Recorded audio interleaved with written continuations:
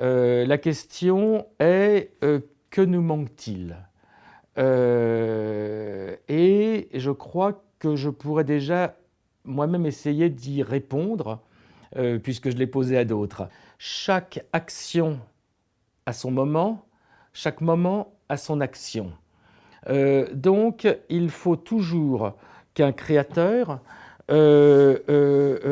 fasse l'action juste, c'est-à-dire l'action dont les gens ont réellement besoin, dont nous avons réellement besoin, toujours en avance. C'est pour ça qu'aujourd'hui, je me pose tellement de questions sur le design. Est-ce qu'aujourd'hui, le design peut répondre intelligemment, assez violemment, assez rapidement à toutes les priorités, les enjeux, les urgences incroyables que l'on a en face de nous? Après, quel genre d'action? Alors, il ne faut jamais oublier que toute action, tout projet, tout objet doit absolument s'inscrire dans la grande image de notre magnifique histoire de mutation.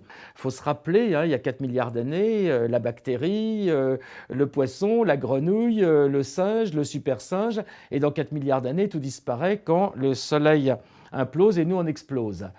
Toute action humaine doit s'inscrire, doit contribuer à cette vitesse d'évolution. Quelle est aujourd'hui, qu'est-ce qui nous manque aujourd'hui pour continuer ce travail extraordinaire qui a été fait par des milliards d'êtres humains pour prendre le contrôle de la vitesse et de la qualité de notre civilisation? Est-ce une action? Est-ce une action désincarnée?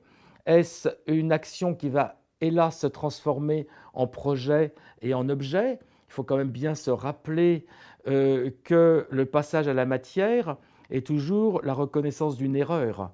Avant tout, c'est l'action réelle qui compte.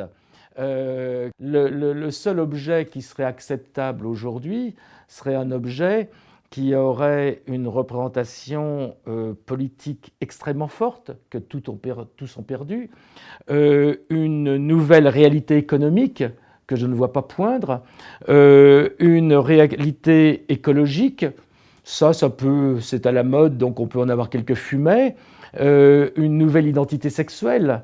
Aujourd'hui, je vois rien de ce genre, mais c'est pas parce qu'il n'y a rien de ce genre aujourd'hui qu'il faut pas le faire, c'est justement parce qu'il n'y a pas qu'il faut réinventer. Il faut redevenir enthousiaste.